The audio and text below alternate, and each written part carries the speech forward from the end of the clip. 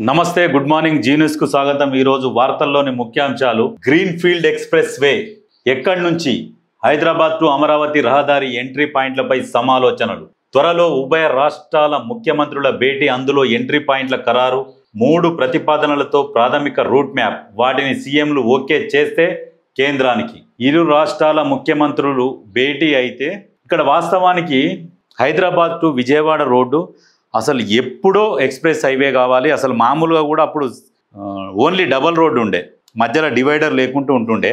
ఆ ఉమ్మడి ఆంధ్రప్రదేశ్ ఉన్నప్పుడు వివక్షకు గురైంది। ఇక్కడ రోడ్డు ఎందుకు వేయాలంటే ఎందుకు వేయాలని లాస్ట్ తెలంగాణ వచ్చే ముందల వైఎస్ఆర్ పీరియడ్లో శాంక్షన్ అయింది 4 లైన్। ఇప్పుడు ఆ 4 లైన్ కూడా సరిపోతలేదు।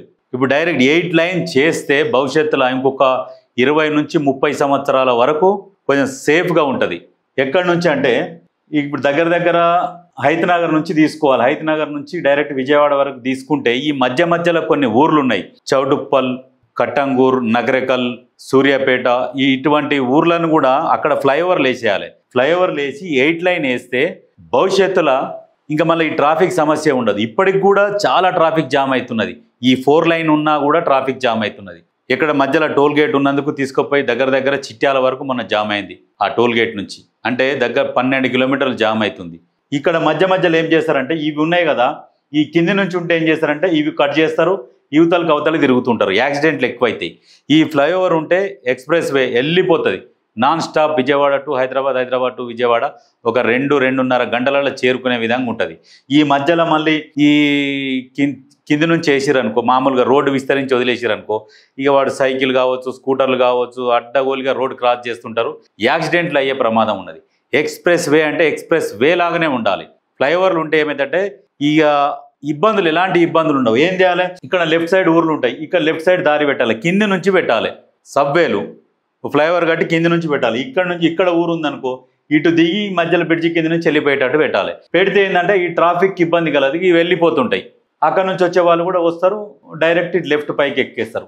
ఈ రకంగా పెడితే ఎక్కడ కూడా ట్రాఫిక్ ఇబ్బంది కాదు। ఇది తొందరగా పూర్తయితే చాలా మంచిది, ఎందుకంటే విపరీతంగా ఇబ్బంది పడుతున్నారు చాలామంది జనాలు। ఇప్పుడు మ్యాక్సిమం కూడా చాలామంది ఆంధ్ర నుంచి వచ్చి ఇక్కడ ఉద్యోగాలు చేసుకొని ప్రతి శనివారం మళ్ళీ విజయవాడకి వెళ్ళిపోతున్నారు।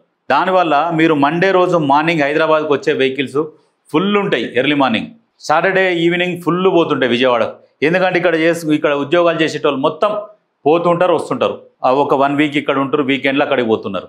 కాబట్టి మనకు ఆదాయం కూడా పెరుగుతుంది, దాన్ని దృష్టిలో పెట్టుకొని చేస్తే రియల్ ఎస్టేట్ పెరుగుతుంది, ఆదాయం పెరుగుతుంది, అన్నీ పెరుగుతాయి।